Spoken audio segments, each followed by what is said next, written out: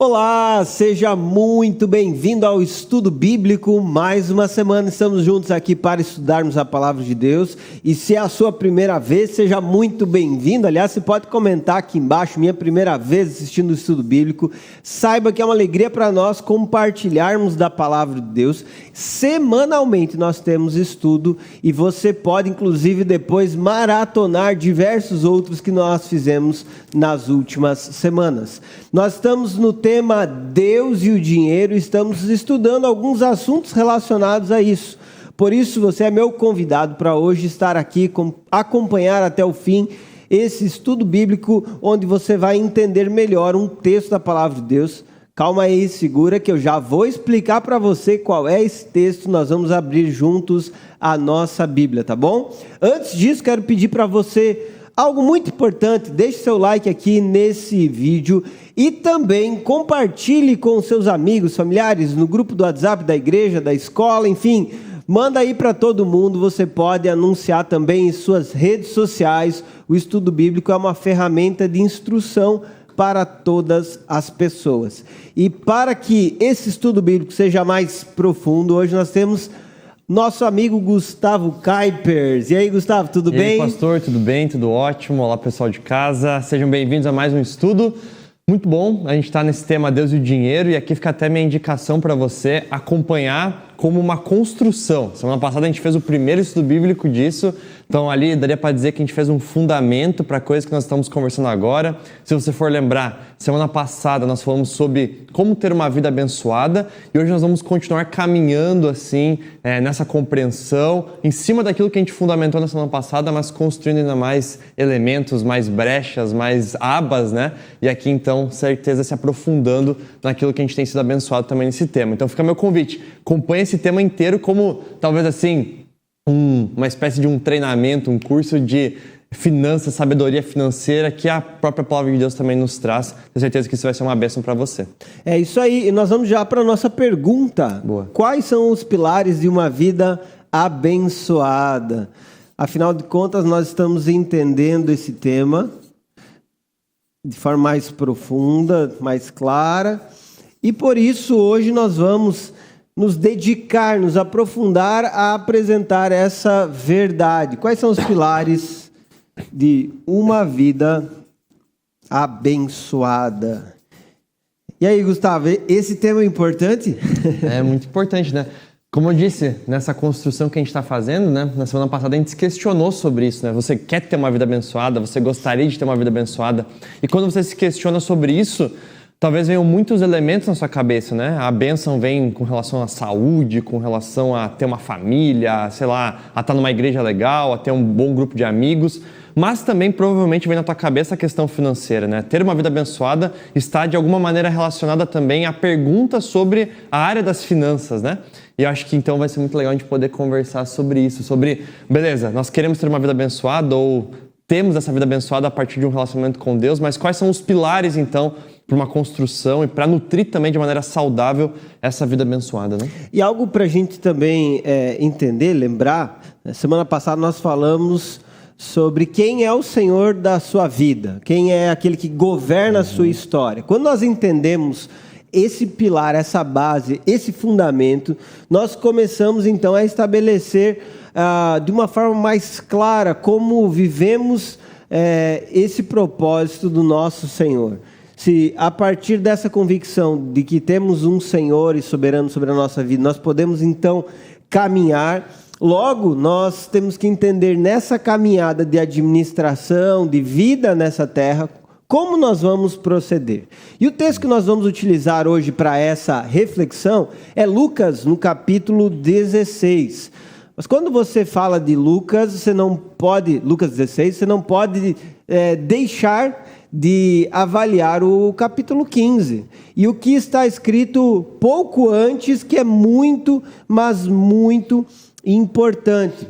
O capítulo 15, Jesus ele fala claramente sobre 3 parábolas, onde basicamente seu ensino é a alegria quando um pecador se arrepende, O ensino de Jesus fala sobre a festa ou a celebração quando alguém se volta para o Senhor, quando alguém se volta para Deus, quando uma pessoa ela reconhece o seu erro e busca viver um relacionamento verdadeiro com Deus.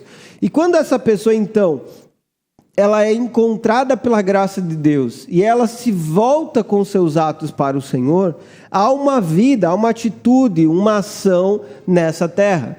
E o capítulo 16 traz, através de uma parábola, um ensino sobre como vivem esses filhos arrependidos, como vivem essas ovelhas que foram achadas, como vivem essas pessoas que foram encontradas pelo seu Senhor. E Jesus faz isso através de uma parábola. E aqui nós precisamos fazer um lembrete bem importante. Nós não vamos simplesmente ler a parábola e começar a aplicar ela de uma forma totalmente desrespeitosa ao texto ou ao contexto. Nós precisamos entender a parábola como uma mensagem. E isso precisa ficar bem claro e evidente. Na leitura da parábola, você não está lendo uma carta, por exemplo, onde você tem lições claras e diretas a todo momento. Não, você tem uma história que talvez tenha até uma ou outra cena ou um ou outro detalhe que está ali compondo o cenário, mas que não necessariamente traz uma mensagem clara e direta por si só. Ou seja, não são etapas que você deve desdobrar e aplicar de forma profunda à sua vida, mas de uma maneira clara você enxerga um ensino e uma lição na parábola. E é isso que nós vamos ver na parábola de Lucas 16, a partir do versículo 1. Se você tem Bíblia aí na sua casa, pegue sua Bíblia, também pegue seu caderninho para anotação, seu celular, enfim, você pode fazer a sua anotação. Vamos juntos ler o texto. Diz assim, Lucas capítulo 16. Jesus contou a seguinte história a seus discípulos.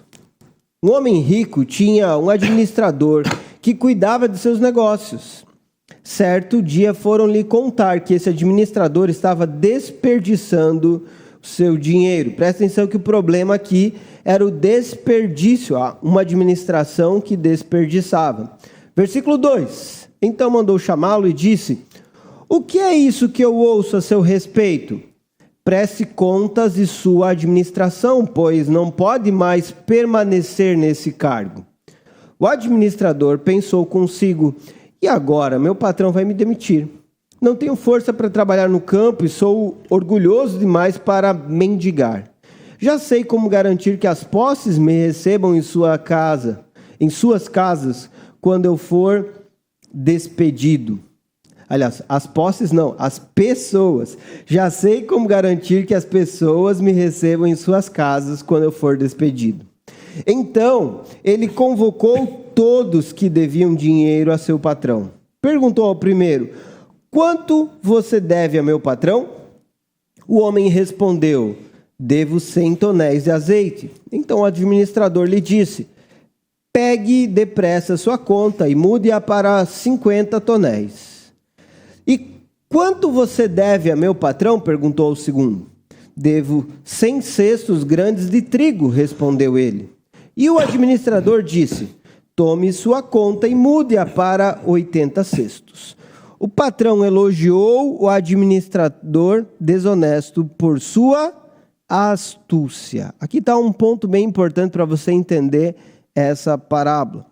E é verdade que os filhos desse mundo são mais astutos ao lidar com o mundo ao redor que os filhos da luz. Esta é a lição. Usem a riqueza desse mundo para fazer amigos. Assim, quando suas posses se extinguirem, eles os receberão num lar eterno. Bom, vamos lá, minha gente. Basicamente, essa parábola vai apontar para algumas questões. Jesus conta uma história onde existe o quê? Uma transgressão, um erro que foi anunciado ao patrão de um determinado negócio. E o administrador foi responsabilizado por esse problema, por esse erro. Qual que era o problema? A palavra é desperdício. O seu dinheiro estava sendo desperdiçado. Ou seja, o administrador não estava cumprindo bem a sua função. Pense comigo, qual que é a função do administrador?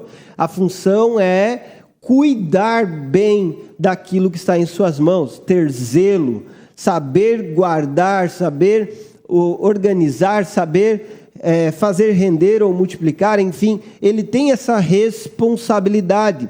Porém, ele estava desperdiçando. Então, o seu patrão o chamou, e quando o patrão o chamou, questionou, pedindo para que lhe prestasse contas. Fica evidente que o patrão ele tem sob a sua posse a capacidade de tomar decisões e então cobrar dessas pessoas. Consequentemente, o administrador então ele teve uma ideia. Se eu não agir, eu vou ser demitido, ou se eu não agir, eu vou sofrer severas consequências. Diante disso, a sua resolução, a sua atitude, que é reconhecida depois como astuta ou diligente, é uma atitude de tentar preservar vínculos, utilizando o poder que estava em suas mãos. Ele tinha a administração daqueles bens. E usando aqueles bens, antes que lhe fosse tirado essa administração, o que ele fez? Ele desenvolveu laços de relacionamentos com essas pessoas. Diante disso, aquele que devia 100 tonéis de azeite, ele disse, coloque 80, eu vou diminuir o valor da sua dívida. Para aquele que devia 100 cestos de trigo, ele disse, mude para 80. E assim fica claro que através dessa atitude de 100 para 50, de 100 para 80, ele está trazendo uma aparente misericórdia muito grande. E ele está, de certa forma, desenvolvendo laços e um relacionamento. Diante disso, o patrão dele o elogiou. Elogiou porque ele foi muito astuto, porque ele utilizou o tempo ainda que ele tinha de administração para desenvolver vínculos, laços e relacionamentos. A primeira pergunta que nós fazemos para interpretar essa parábola, diga-se de passagem, uma das parábolas mais difíceis do Novo Testamento, e os comentaristas bíblicos eles são categóricos nesse mesmo sentido. A primeira pergunta que você faz é, Jesus ele está elogiando essa atitude injusta do administrador? E a resposta óbvia que nós temos a isso é não. Jesus está relatando, contando uma história e utilizando-se dessa história para transmitir um princípio e uma lição. O que Jesus mostrou é que os filhos deste mundo, os filhos que estão nesse mundo, ligados a esse mundo, vinculados a esse mundo, ou que não têm um vínculo com Deus, não são filhos de Deus ou filhos da luz, por vezes eles sabem utilizar melhor os recursos, exatamente por causa dessa astúcia, que é o quê? Uma capacidade de perceber a circunstância, tomar uma decisão e utilizar bem os recursos que estão em suas mãos. Aqui Jesus está fazendo um comparativo, filhos da luz e filhos do mundo. Homens que são tementes a Deus, filhos da luz, e homens que não são tementes a Deus. Mas o que Jesus deixa evidente é que para todos vai existir a possibilidade de administrar coisas, bens, produtos. E a forma como nós vamos nos posicionar diante disso vai garantir que nós estamos de fato vivendo o que podemos viver ou não. É por isso que Jesus ele emitiu um alerta aqui. Os filhos desse mundo são mais astutos ao lidar com o mundo ao redor do que os filhos da luz. Demonstrando que só porque alguém é cristão e filho de Deus, não quer dizer que ele vai cuidar ou administrar melhor esses recursos que estão sob suas mãos. É necessário ter essa palavra astúcia é a palavra que nós temos que entender. Não é ser um administrador injusto, não é ser um administrador enganoso, não é nada disso que Jesus está ensinando através dessa parábola, mas ele está ensinando o valor de você avaliar questões futuras e como é importante, então, saber utilizar-se dos recursos que estão disponíveis em suas mãos. Gustavo, a gente já fala um pouquinho mais, eu já falo, aliás, um pouquinho mais sobre o versículo 9, legal. Mas diante do que eu já contei de cenário da parábola, como que você enxerga essas possíveis interpretações desta parábola? Legal. Eu acho que assim como você já ressaltou, né, numa interpretação de parábolas, a gente corre alguns perigos que talvez a gente não corra em textos de cartas, né? Por exemplo, você pega um texto de Romanos, ali está muito claro, versículo após versículo, o que ele está querendo expressar de uma maneira muito direta, e você pode fazer o que a gente chama de dissecar o texto, palavra por palavra, e você vai ali analisando, e você vai construindo um argumento. Diferente da parábola, onde se você isola as partes da parábola, ou isola personagens, isola figuras, isola ilustrações, você às vezes acaba podendo ter uma interpretação contrária ao todo do que a parábola queria passar, ou até mesmo uma interpretação às vezes até um pouco bizarra ou contrária à própria vontade de Jesus, né? Nesse caso aqui, o que a gente percebe mais como algo mais difícil nessa parábola, ou mais desafiador, é que numa interpretação rápida ou superficial, aparentemente o que se dá aqui a entender é que Deus está elogiando uma atitude desonesta, né? Deus está elogiando uma atitude ali que é reconhecida como astuta, mas que no primeiro momento parece ser algo desonesto. Bom, o que se diz respeito a esse dinheiro que ele está ali dando agora como desconto às pessoas para conquistar suas amizades, enfim, né? E aí é interessante a gente perceber que assim como é perigoso isolar algumas passagens ou alguns tópicos de parábolas, é também perigoso algumas especulações que nós fazemos diante das parábolas, porque parábolas nos possibilitam isso, nos possibilitam olhar para aquele cenário daquela história e às vezes ficar cogitando o que seria isso, o que seria aquilo, né? Possibilidades, não coisas claras, mas possibilidades.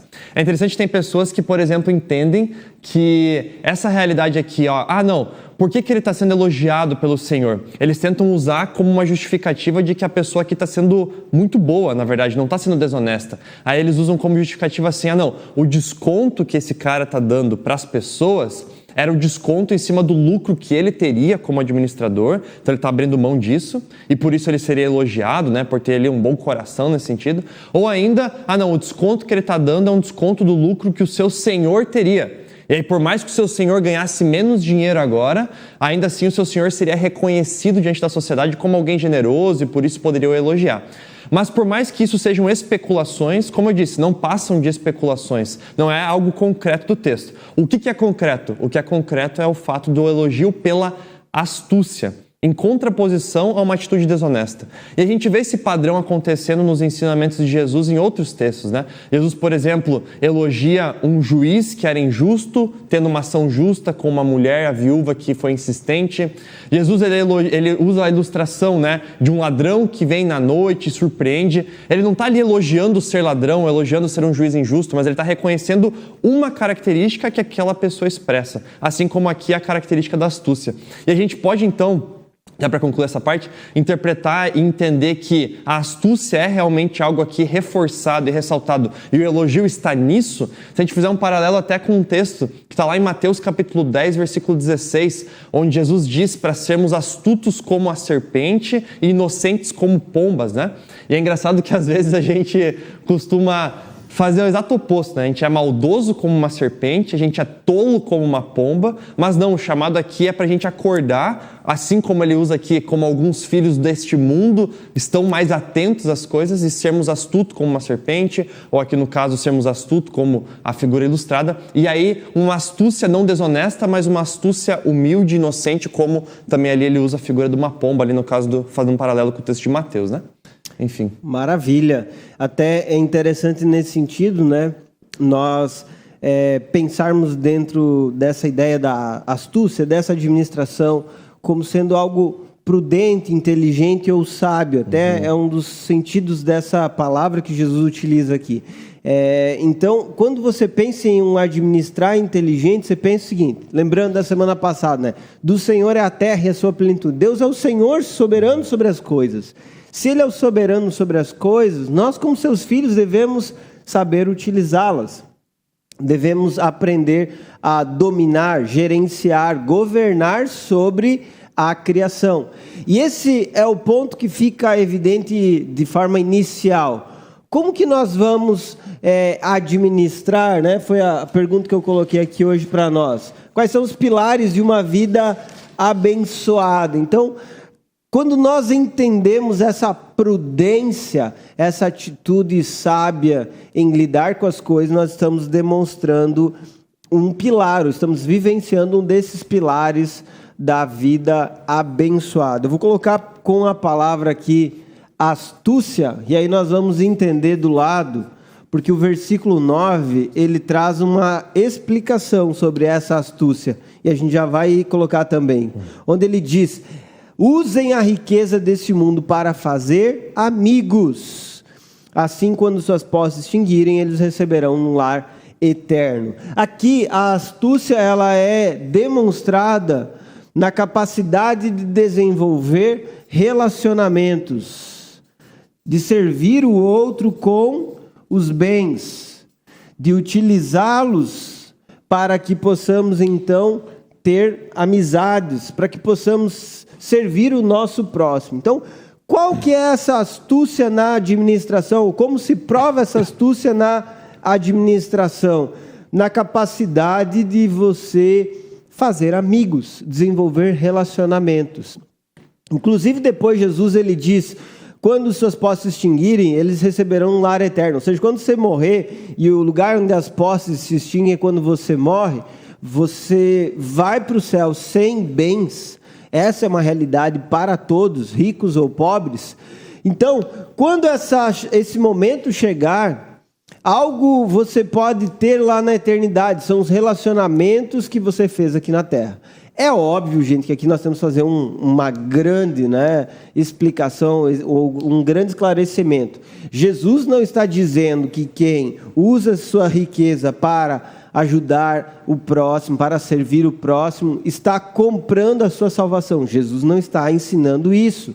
Ele está mostrando claramente que os filhos de Deus precisam lidar tão bem com suas posses que sabem usá-las para desenvolver vínculos e relacionamentos com outras pessoas com quem eles estarão na eternidade. Inclusive, há uma ênfase de alguns comentaristas sobre usar os seus recursos para a evangelização como um desses exemplos. Nada melhor do que usar os recursos para proclamar o evangelho e assim fazer amigos. Quais amigos? Amigos do reino, servos de Deus, pessoas com quem nós estaremos juntos na eternidade. Ou seja, saber administrar bem esses recursos envolve saber como usá-los para além de si, de seus desejos, de suas vontades, para além dos seus planos e propósitos individuais.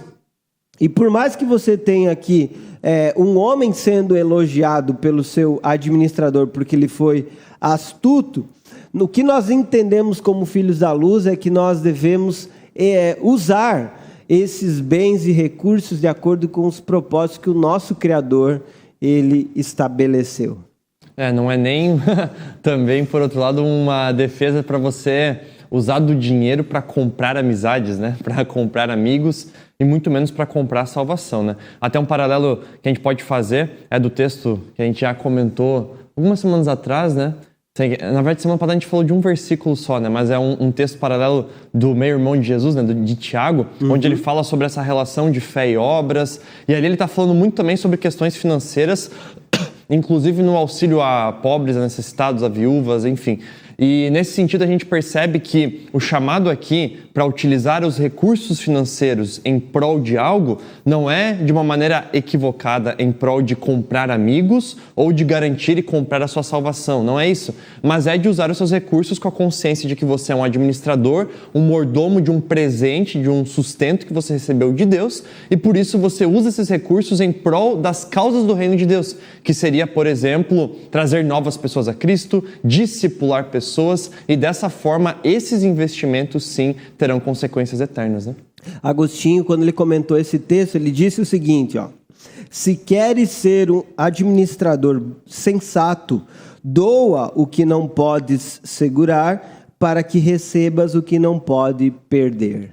Então esse é o sentido do texto.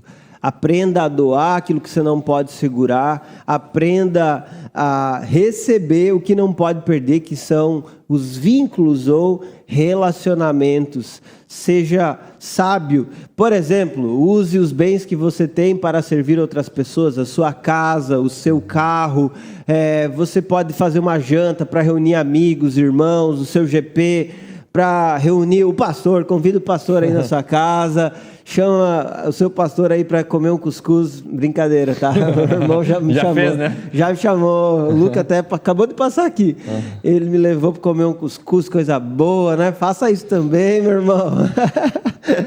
Mas é isso. Utilize seus bens para unir, para criar vínculos, relacionamentos, para servir o próximo. Isso é essencial. É um dos ensinamentos que Jesus traz nessa parábola. Além disso, versículo 10: se forem fiéis nas pequenas coisas, também o serão nas grandes.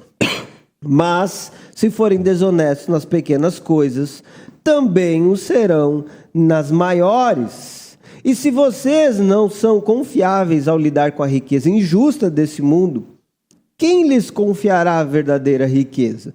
E se não forem fiéis com os bens dos outros, por que alguém lhes confiaria o que é de vocês?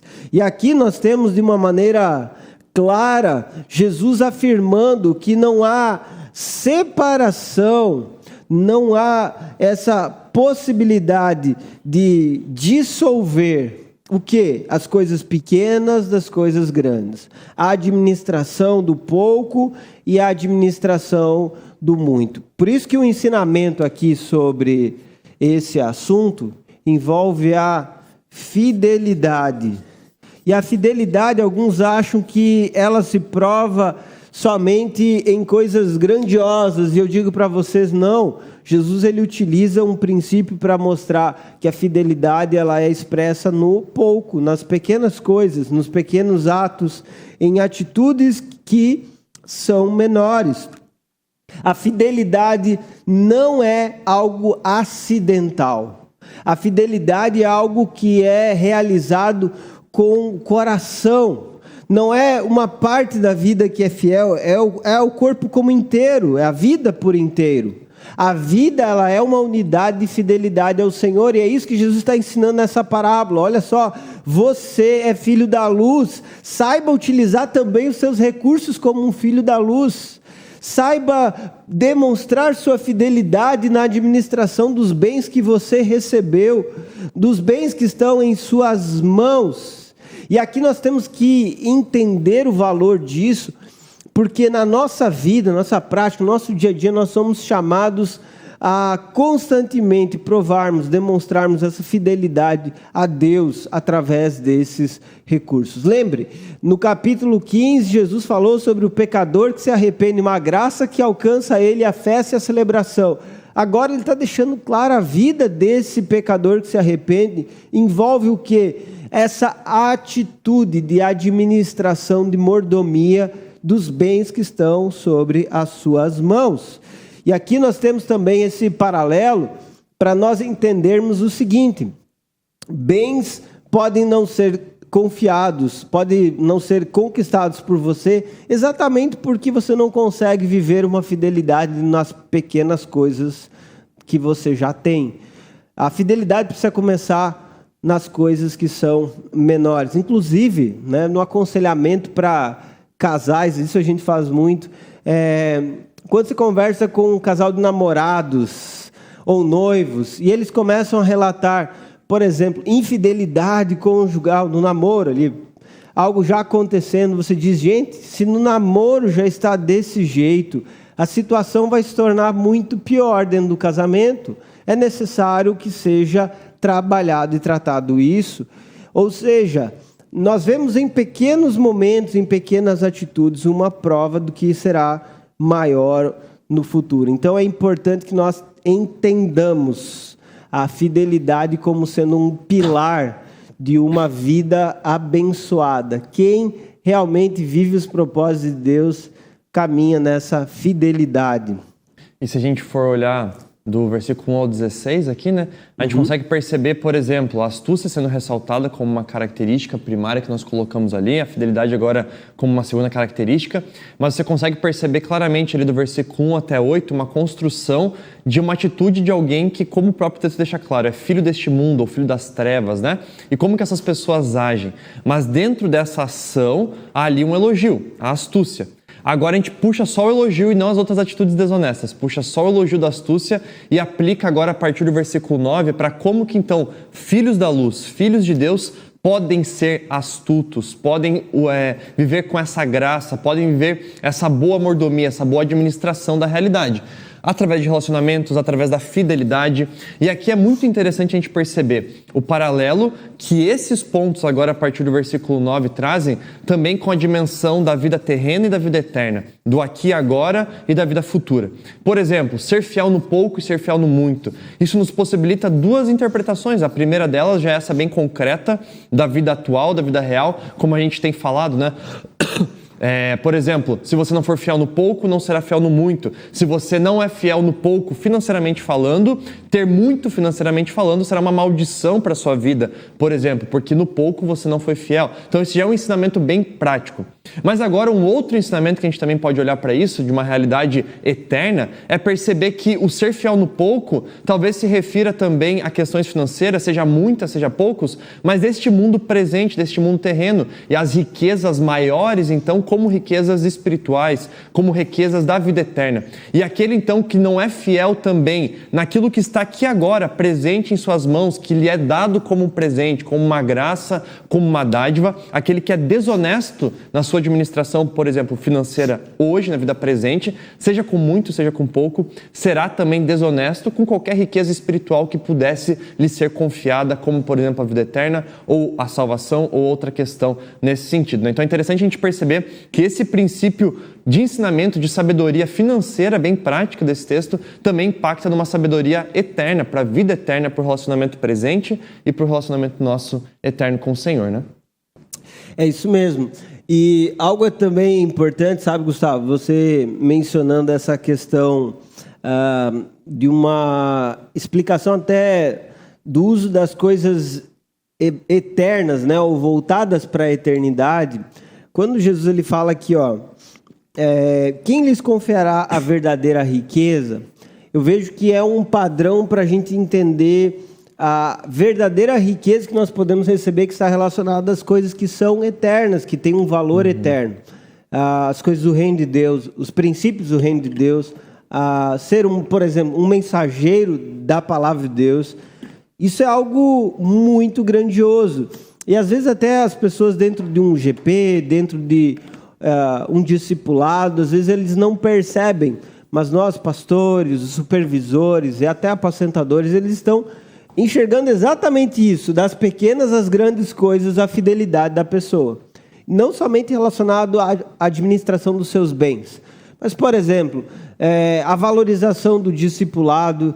Quem não é valorizado quem não valoriza ser discipulado por uma pessoa, por exemplo, que não é um supervisor da igreja, ou um dos pastores da igreja, quem não valoriza esse tempo do outro, pode ter certeza que não vai ser colocado, não vai ser discipulado por uma pessoa que tem uma função ou um reconhecimento maior diante da igreja.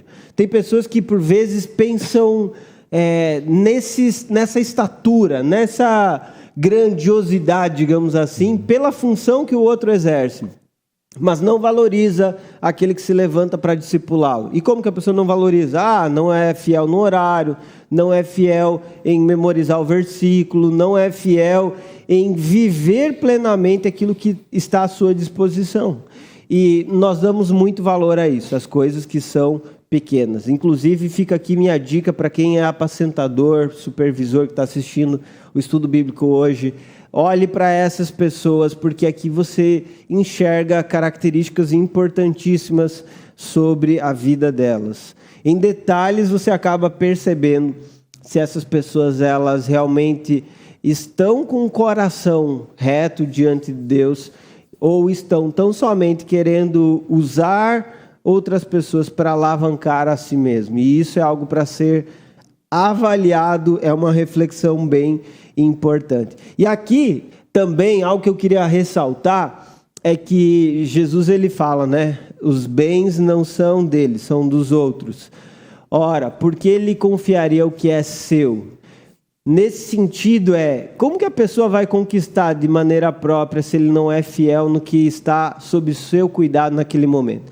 Citando como exemplo, você que é um funcionário de uma empresa que tem os bens da sua empresa à sua disposição, mas pega o carro da empresa e detona, pega os bens da sua empresa e despreza, sabe? Faz mau uso dos equipamentos da empresa, seja computador, seja o escritório, seja a quantidade de folhas que você utiliza, seja a energia elétrica, enfim. Se você não vive essa fidelidade nas pequenas coisas, você não vai viver também nas maiores. Por isso que o ensinamento de Jesus ele pode ter uma gama de aplicações na nossa vida, onde nós podemos refletir sobre como nós estamos sendo fiéis com aquilo que está disponível em nossas mãos. Como estamos expressando essa honra ao Senhor com o que já temos. Podemos viver isso através de uma atitude de fidelidade. Portanto, fica aqui essa reflexão e também essas aplicações para a sua vida, para a nossa caminhada.